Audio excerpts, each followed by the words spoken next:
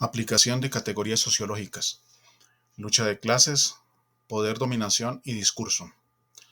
En la siguiente presentación analizaremos tres categorías de análisis sociológico sobre el texto La perspectiva de formación política y militar de las FARC-EP como movimiento insurgente, Buitrago 2022.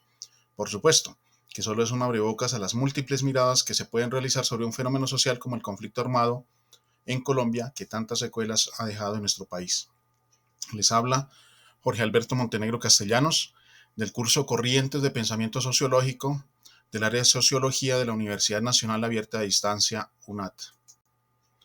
Empecemos con lucha de clases. Desde la llegada de los españoles a Colombia ha habido una división de clases sociales, donde la clase dominante han sido los dueños de tierras, de los modos de producción, del capital y, en general, de las instancias de dominio a través de la ostentación del poder económico, político, jurídico, cultural y de control social, mientras que las clases oprimidas han sido los nativos y los grupos y clases menos favorecidos. Como una muestra de esta disparidad se formó hacia 1966 la guerrilla de las FARC-EP, cuyos principios iniciales se fundamentaron en las ideas del Partido Comunista Colombiano, pero luego se inclinaron por la orientación leninista en busca del poder. El papel de la educación en la guerrilla de las FARC-EP evidenció esta situación, claramente con una intención inicial de hacer resistencia a los gobiernos liberales y conservadores de turno, pero luego en búsqueda del poder por medio de las armas, exacerbando la confrontación entre los terratenientes y acaudalados y las clases obreras y campesinas. Poder-dominación. Con la lectura de Marx y los postulados comunistas, las FARC-EP tuvieron siempre una intencionalidad de superar las condiciones de marginalidad de las clases menos favorecidas. En un primer momento, reaccionaron a la forma como los gobiernos liberales y conservadores y las grandes instituciones como la Iglesia Católica mantuvieron el dominio y el poder de la nación en favor de unos pocos acaudalados en detrimento de las mayorías empobrecidas. Luego, pasaron a una confrontación armada directa con las fuerzas del Estado, con el objetivo de llegar al poder para cambiar las condiciones de gobierno. Con la desmovilización de las FARC-EP, apostaron por un cambio en los métodos de transformación social, pues las armas por sí mismas no constituyen el único eslabón del poder.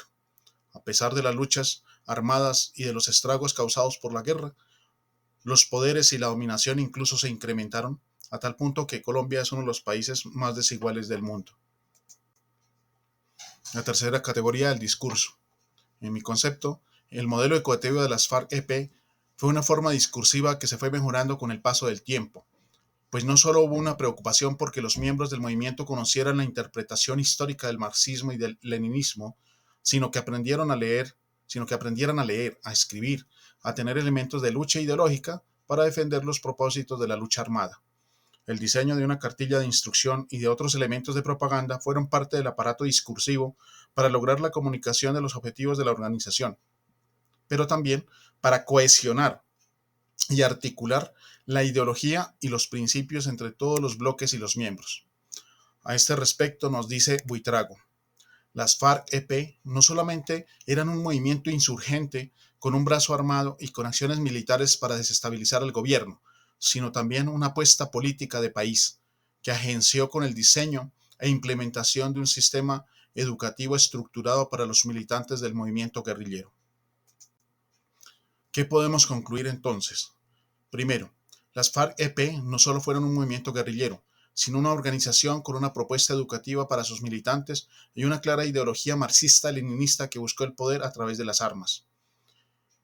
En el germen del movimiento fariano estuvo la conocida confrontación de clases sociales que ha estado presente y vigente en nuestro país.